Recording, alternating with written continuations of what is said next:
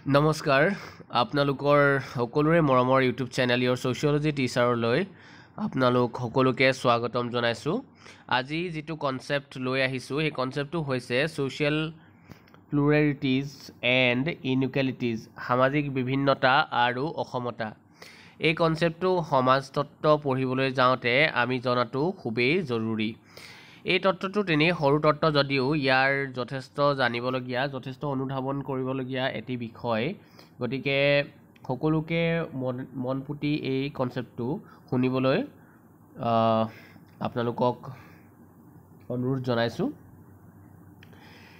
এতিয়া কথা হ'ল সামাজিক বিভিন্নতা আৰু অসমতা। বিভিন্নতা আৰু অসমতা এই শব্দ দুটাই আচলতে কি বুজাইছে সেই ক্ষেত্ৰতে গোটেই যি কনচেপ্টটো, যি ধাৰণাটো তাৰ অন্তৰালতে লুকাই আছে। বিভিন্নতা মানে হৈছে ভিন্ন ভিন্ন ব্যৱস্থা বা ভিন্ন ভিন্ন অৱস্থা।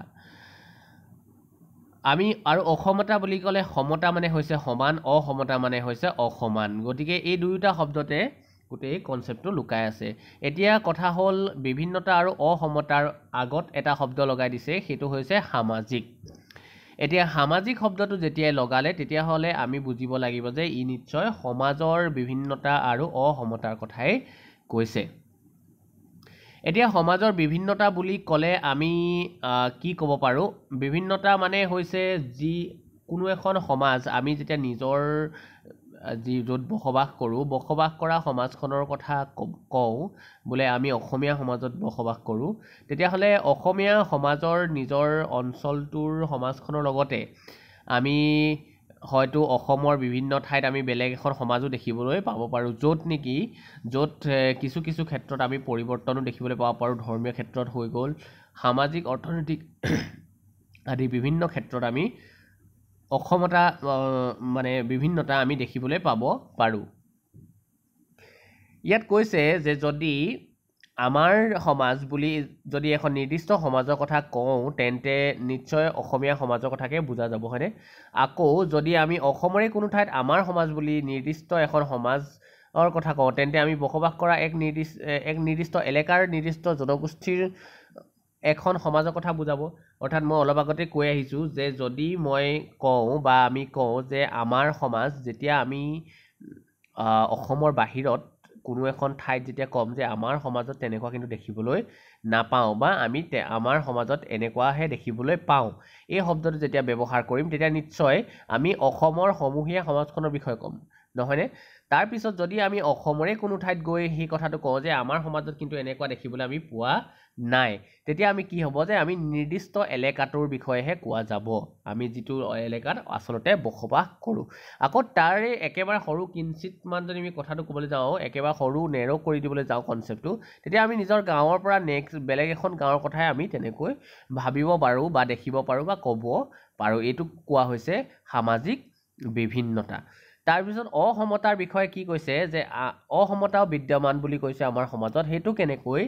সেইটো কথা ক'বলৈ যাওঁতে কৈছে যে সামাজিক অসমতা হ'ল বিভিন্ন ব্যক্তিৰ মাজত অৰ্থনৈতিক অৱস্থা, ৰাজনৈতিক প্ৰভাৱ, শিক্ষা দীক্ষা, জীৱন নিৰ্বাহৰ ধৰণ, সামাজিক পৰিস্থিতি, আচাৰ ব্যৱহাৰ, সন্মান আদিৰ দিশত থকা পাৰ্থক্য। এতিয়া অসমতা মানে হৈছে অসমান বা পাৰ্থক্য।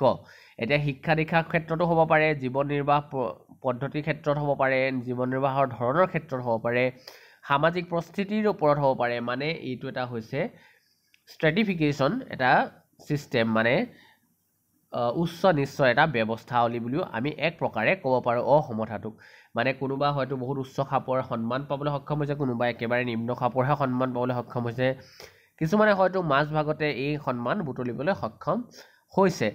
গতিকে প্ৰত্যেকৰে ক্ষেত্ৰত বিভিন্ন কাৰক থাকিব পাৰে। ইয়াৰ ক্ষেত্ৰত অৰ্থনৈতিক কাৰক থাকিব পাৰে, ৰাজনৈতিক, শিক্ষা, তাৰপিছত জীৱন নিৰ্বাহৰ পদ্ধতিৰকো আমি কাৰক হিচাপে ক'ব পাৰোঁ।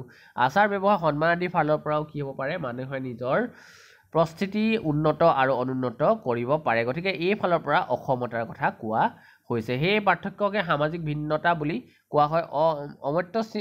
অমৰ্ত্য সেনে কি কৈছে? ভাৰতীয় সমাজত বিভিন্ন ব্যক্তিৰ মাজত অৰ্থনীতি, শিক্ষা, বিলাসিতা, ৰাজনৈতিক প্ৰভাৱ, জীৱনৰ উন্নতিৰ সুবিধা,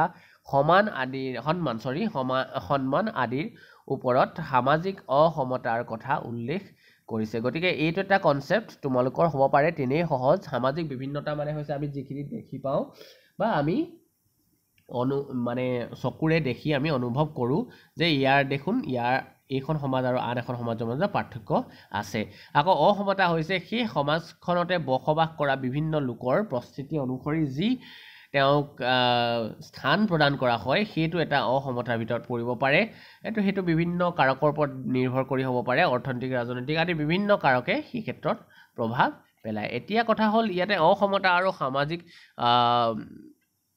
যিটো পৃথকীকৰণ এই বস্তুটো বুজিবৰ বাবে তলৰ চিত্ৰকেইখনমান ইয়াত দিয়া হৈছে আভাস পাব বুলি কৈছে যেনেকৈ ধৰি লওক ইয়াত এগৰাকী ছোৱালীয়ে কাম কৰি থকা দেখা গৈছে ইয়াত নগৰৰ এটা পৰিৱেশ দেখুওৱা হৈছে তাৰ ঠিক তলতে গাঁৱৰ এটা পৰিৱেশ দেখুওৱা হৈছে তাৰ ঠিক তলতে কল কাৰখানাৰ দেখুওৱা হৈছে কিনাৰতে এজন ভিক্ষা কৰি খোৱা শিশুক দেখুওৱা হৈছে আকৌ এইফালে গৰু পালন বা গাহৰি পালনৰ এক ফটো দেখুওৱা হৈছে এইফালে হাঁহি থকা এটি শিশুৰ ছবি দেখুওৱা হৈছে গতিকে এইবিলাক সমাজৰ বিভিন্নতা আৰু অসমতা বুলি ক'বলৈ বিচাৰে গতিকে কনসেপ্টটো তেনেই সহজ যদিও বুজাটো খুবেই জৰুৰী সমাজতত্ত্ব অধ্যয়নৰ ক্ষেত্ৰত গতিকে যদি কিবা কথা থাকি গৈছে নিশ্চয় কমেণ্ট কৰি জনাব পাৰিব কোন কলেজৰ পৰা চাই আছে কোন স্কুলৰ পৰা চাই আছে নিশ্চয় জনাব বাকী ভিডিঅ'টো কেনেকুৱা লাগিছে চাই সেইটো নিশ্চয় জনাব যদি নিজৰ নাম লিখিবলৈ বিচাৰে তেতিয়াও লিখিব পাৰে তেতিয়াও আমি সুখী হ'ম ধন্যবাদ সকলোৰে দিনটো শুভ হোৱাৰ কামনা কৰিলোঁ